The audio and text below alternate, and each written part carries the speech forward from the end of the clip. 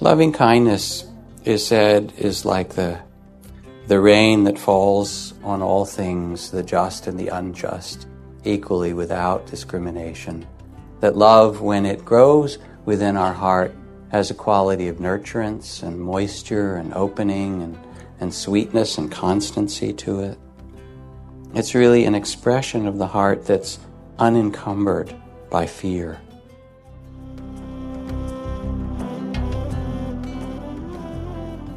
Luminous, says the Buddha, is this heart and mind. Welcome to Heart Wisdom, Jack Kornfield's podcast on the Be Here Now network. I'm Ganesh, welcoming you to episode 231, The Divine Abodes, Navigating the World from the Goodness of Our Hearts. This episode is all about Buddhism's Brahmaviharas, the abodes of the gods. But rather than exploring these as these highfalutin Buddhist concepts, Jack really brings it down to earth, illuminating the divine abodes as qualities of the awakened heart: loving kindness, compassion, joy, and equanimity. This episode is chock full of amazing stories involving his Buddhist teacher Maha Ghosananda and the power of mirror neurons for sharing awakened states of consciousness with each other. There's a story of Sharon Salzberg and how metta practice and intention can literally change the world around you as it reflects back to you. And then some nice bits on Ram Dass and the power of the loving heart. And before we dive into the episode, I just want to share with you all what Jack has coming up. It's quite a bit, and these are really cool opportunities to connect in with Jack virtually. On the morning of March 29th, Jack will be taking part in a live stream called From Psychedelics to Mindfulness. This is presented by Banyan and will be with Louis Schwartzberg, the amazing director of Fantastic Fungi. On April 2nd, Jack will be taking part in a live stream called The Gift of Ram Dass. This is a free virtual gathering hosted by Love Serve Remember, honoring Ram Dass's life and teachings and sharing how we can apply those to our daily life. And here's a really cool and unique offering. Jack has recently teamed up with Dr. Dan Siegel, who I'm sure you know from various podcasts here on the Be Here Now network, to create a course that is going to start on April 15th called Living Beautifully: Transformative Science and Mindfulness Practices to Cultivate a Wise Heart. This course will contain 11 hours of evergreen modules along with 2 live question and answer sessions if you sign up before April 15th. This means April 15th, we have a nice Jack double header, as that Monday is the Monday night Dharma talk and meditation for the month of April, hosted by Spirit Rock. This is truly the guru bead on the mala for keeping in touch with Jack's teachings, and is pay what you can, so we hope to see you there. And last, but certainly not least, April 19th starts the next session of the Power of Awareness 7-week training on mindfulness and compassion, which Jack does with Tara Brock, Devin Berry, and Conda Mason. This is one of the premier mindfulness trainings, so I implore you to check that out. All of these events and courses can be found on jackkornfield.com. You can get there through the link in the show notes. So there we go. All the housekeeping is wrapped up, so we can cozy up to episode 231, The Divine Abodes, Navigating the World from the Goodness of Our Hearts. I will leave you with the quote that I began this monologue with. Luminous, says the Buddha, is this heart and mind. Namaste. The Buddhist texts begin, some of the Buddhist texts, with this wonderful greeting: O nobly born, O you who are the sons and daughters of the awakened ones, of the Buddhas, remember who you really are. Remember your capacity to love, to open, to care for this life, this incarnation, that you've been born into, to see what's possible of beauty that is true for your own heart and to bring it to flower. Now, I had a friend who used to come and sit here at Spirit Rock. I haven't seen him for quite a few years. His name is Milton Friedman, the same as a very famous, perhaps Nobel Prize winning, I'm pretty sure, economist from the University of Chicago. And this fellow, Milton Friedman, my friend, was a speechwriter in Washington. He worked for a number of senators, and he was also a speechwriter in the White House, I think during Jimmy Carter's administration. And it was during Jimmy Carter's administration, there was some great financial difficulties in the markets. Inflation was really high, and my friend Milton Friedman was working at the White House at that time.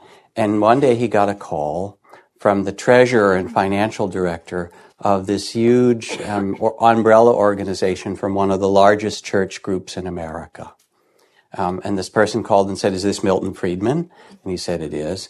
And he said, "Listen, I want to introduce myself, and I work for this huge umbrella organization, the finances of these churches in America, and it's really tough economically out there, and I don't quite know what to do, and we have these billions of dollars that we have to invest in the right way, and so forth. And do you have any suggestions for us?" And my friend Milton Friedman said, "Have you considered giving it to the poor?" To which the person on the other end of the line, with kind of a shocked voice, said, "Is this the real Milton Friedman?" And my friend Milton replied, "Is this the real church?"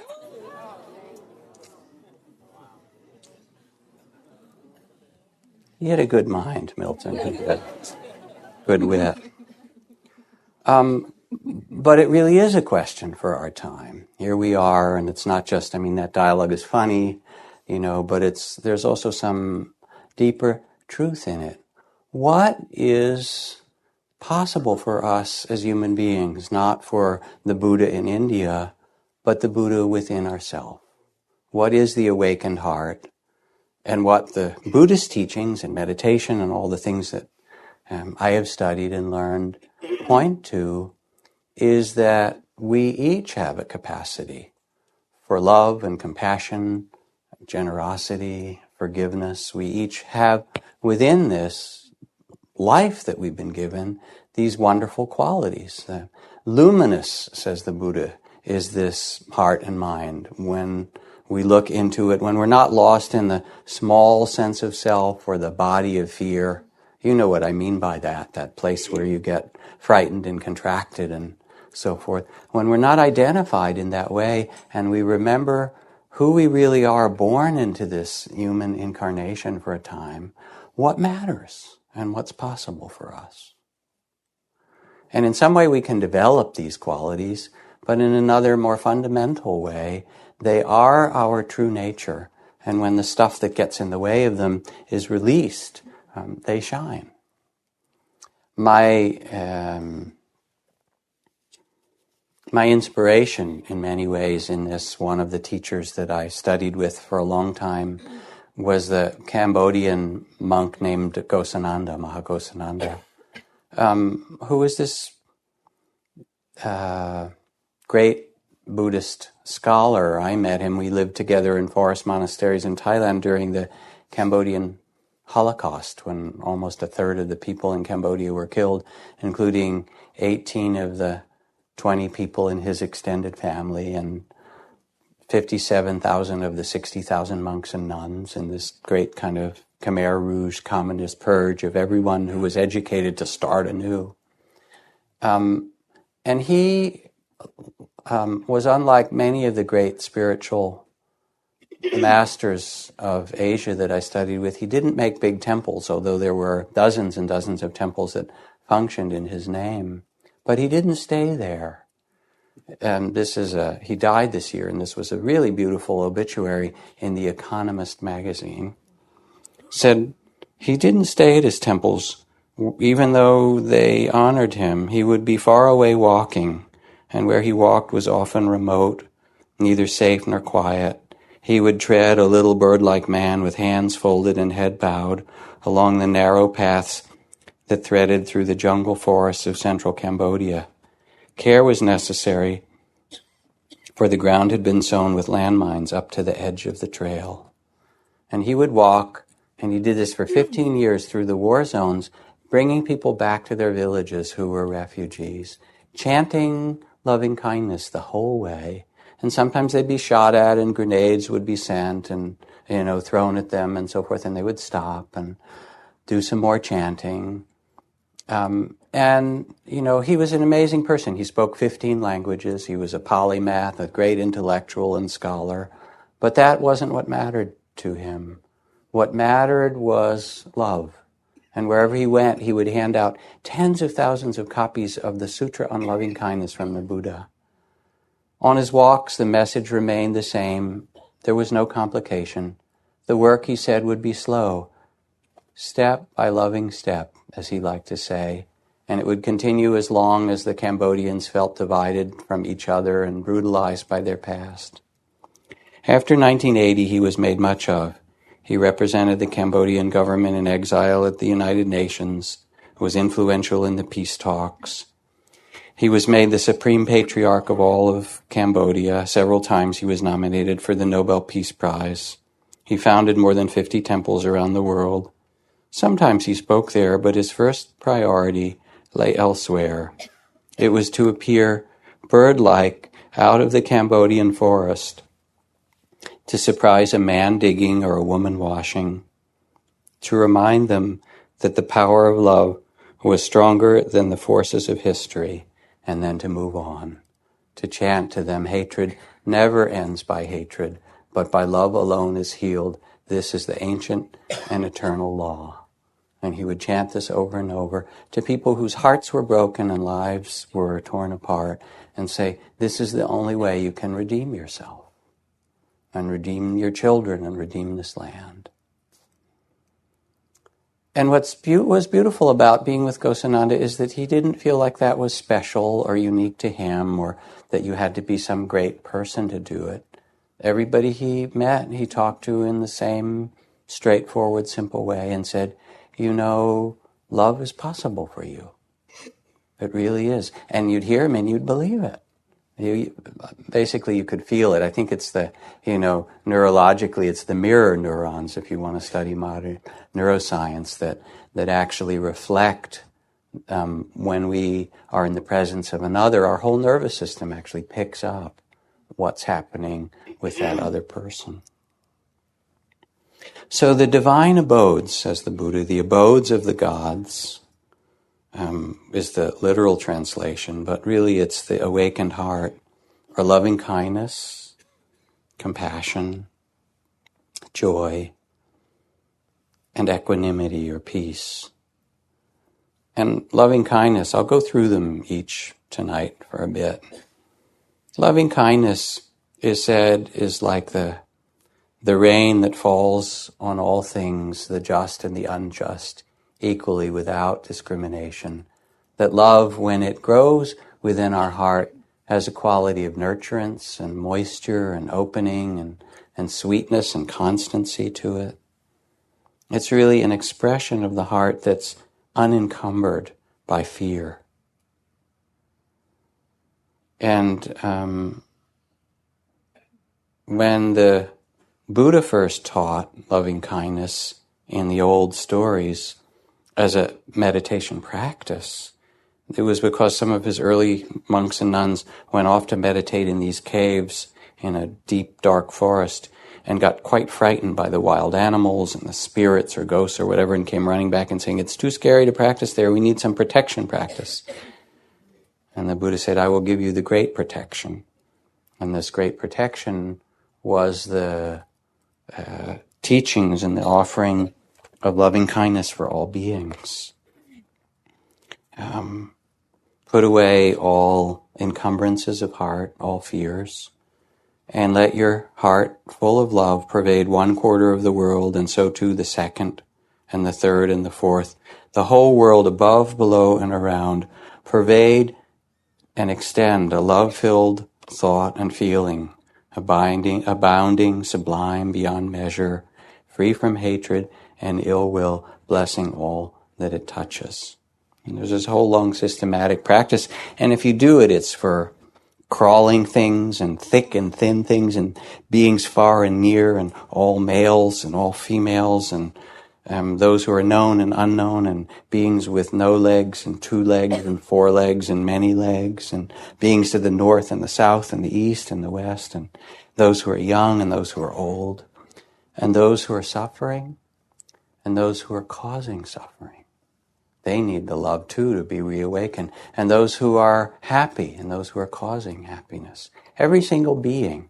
And you feel it when you go in the monasteries, like the forest monasteries. I love this little poem.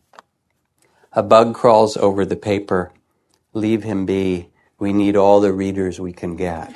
This is from Lloyd Reynolds, a great master calligrapher in America. There is this sensitivity to life itself that every being is worthy of love or respect. And so it was taught in this formal practice when there was the sense of danger. But our knowing about love ennobles us. It allows us to touch what we have, it allows us to touch with love what we have touched with fear. Because that's really the opposite of love, is fear. And you know it because we're in this time in our culture right now where there's a lot of fear-mongering in all kinds of ways. Immigration or, Muslims or all this kind of stuff that's completely designed somehow to scare you as if it were true.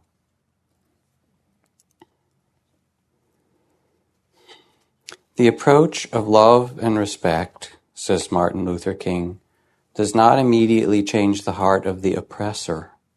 It first does something to the hearts and souls of those committed to it. It gives them new self-respect. It calls up resources of strength and courage that they did not know that they had. And when it finally reaches their opponents, it so stirs their conscience that reconciliation becomes a reality. There's something not only beautiful but powerful and ennobling when we trust more and more the spirit of love. Beside with, in the end, when you look really what matters, if you ask somebody at the end of life, you have the privilege to be with someone who's dying consciously.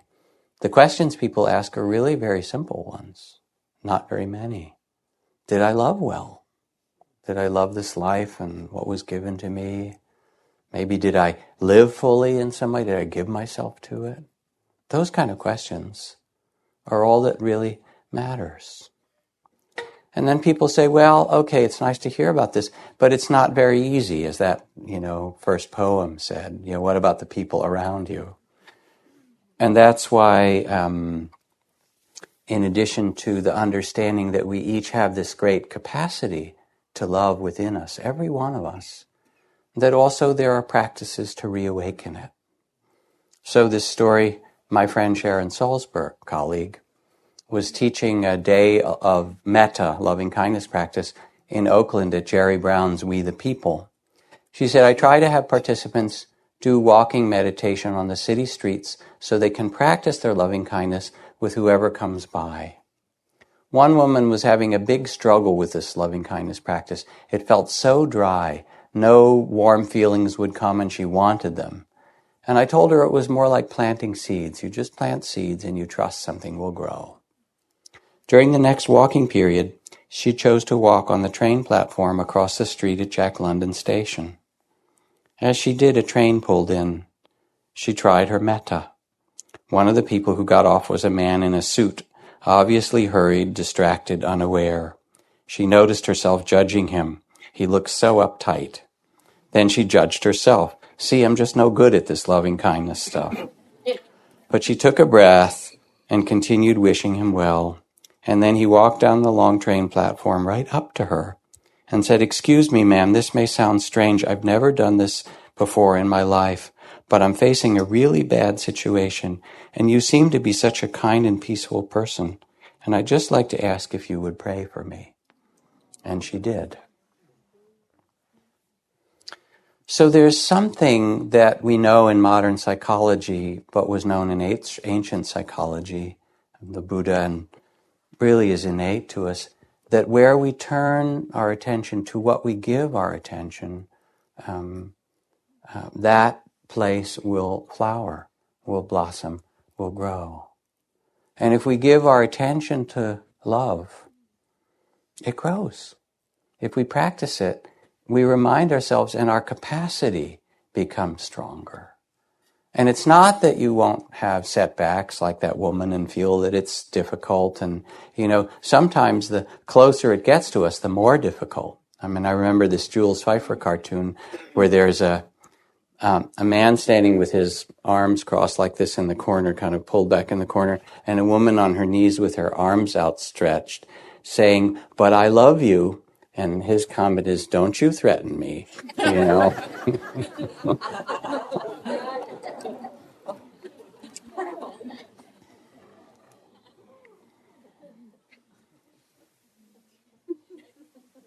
If there's no enemy within, it says in the Dhammapada, then the enemy outside can do us no real harm.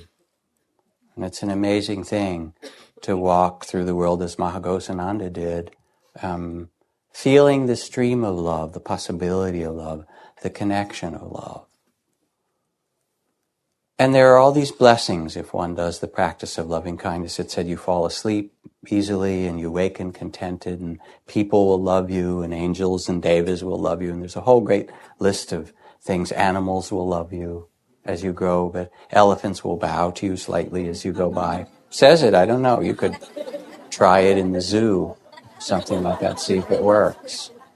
But, you can try it. I had a friend who started to do hospice work. She was doing hospice work, and she started to just really, really fall in love with the people she was working with who were dying.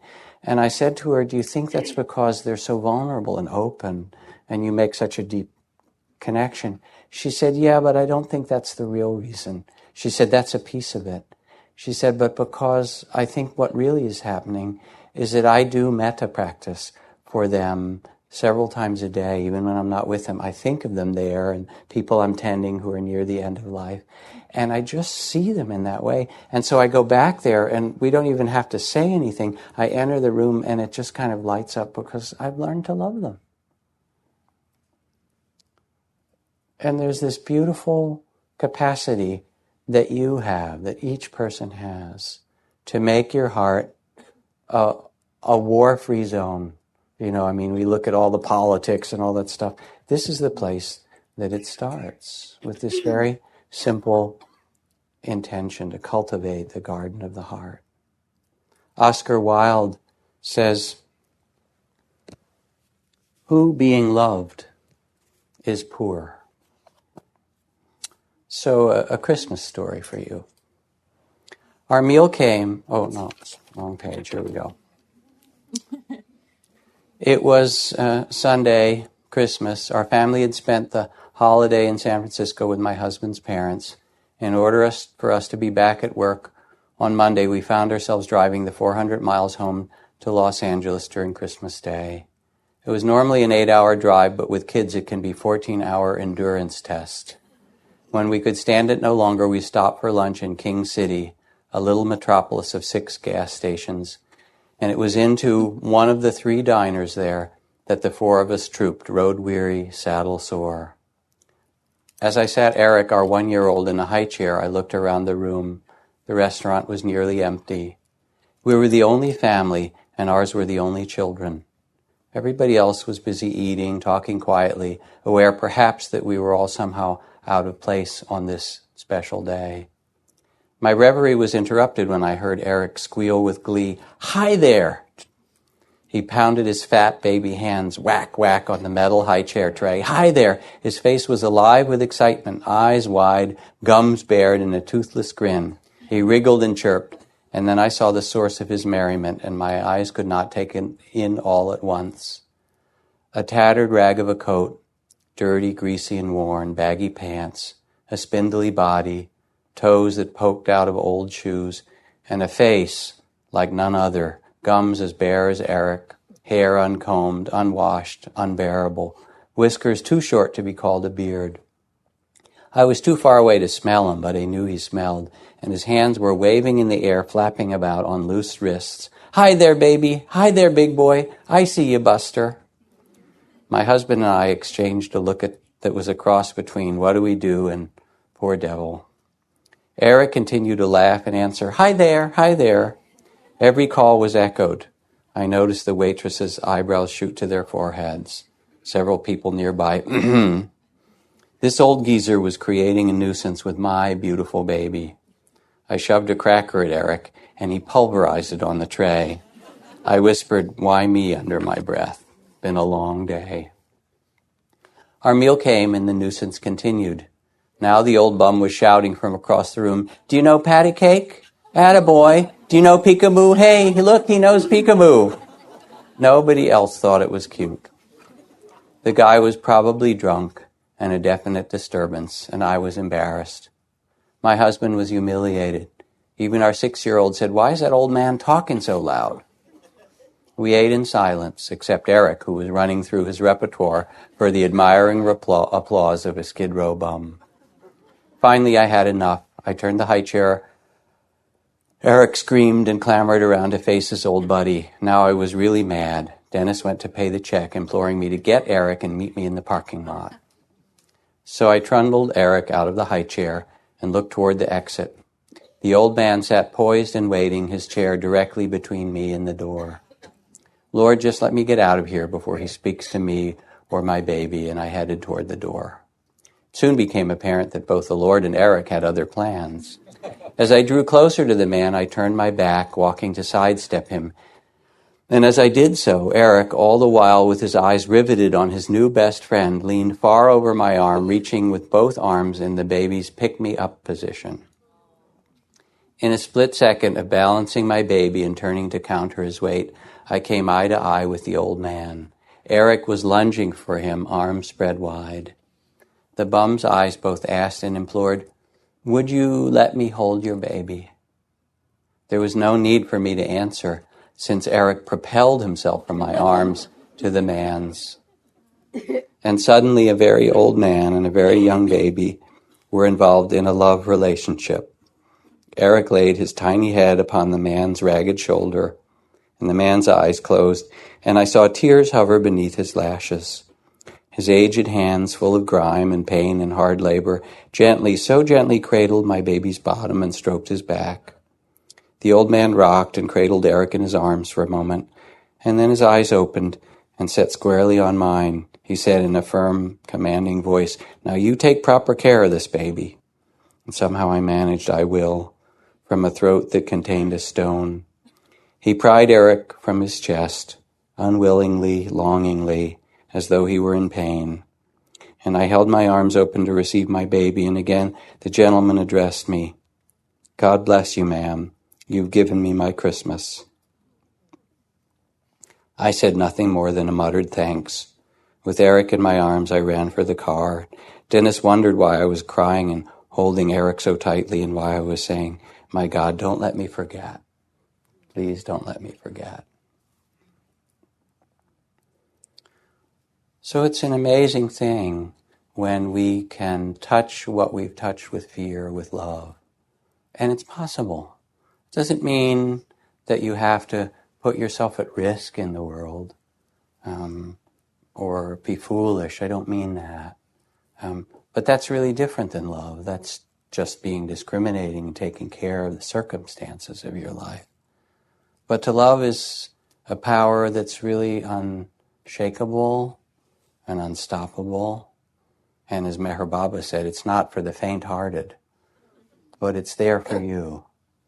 And what the teachings of the Buddha offer to us is this wonderful reminder that it is our birthright and that we can offer it to ourselves, which is a huge thing and many people have a lot of trouble with. Well-wishing of love for yourself. All the kind of unworthiness and self-hatred in our culture and judgment. And we can offer it to one another and practice it. To me, that's the power of one person, of Gandhi or Buddha or Christ, one clear person who isn't vulnerable. This is Ram Dass. Don't underestimate the power of the human heart. When I look at the human heart, that link, that doorway of love, I see an institution that makes the Pentagon look like children's toys. And it is, because it's really like gravity. It's that which connects us all. It's the fundamental web of life. And when we meditate, we quiet the mind and we open the heart and we remember what we're here for and who we are. And it's just that simple. And, the best place to learn love, of course, is things that are difficult. That's where you learn anything, pretty much. To love your crooked neighbor, says Auden, the poet, W.H. Auden, to love your crooked neighbor with your own crooked heart. That was his line. And then everything lightens up. It does. And when you do the systematic metta practice, which we've done here many nights and so forth, you start with easy people and people you love and that which opens your heart, and then, friends, and then neutral people. And gradually you learn to include difficult people, not even because you like them that much. You may hate them maybe still, but it's okay. But because the minute you picture them and you're doing your loving kindness, your heart closes. It shrivels up. I hate that person. I'm never going to love them. Not somebody like that, And then you realize it's just not worth it. It's too painful to close your heart. And so you say, okay, even you, I'll love a little bit, And then you realize you can do it. And it changes, not only does it change you, but it changes your world.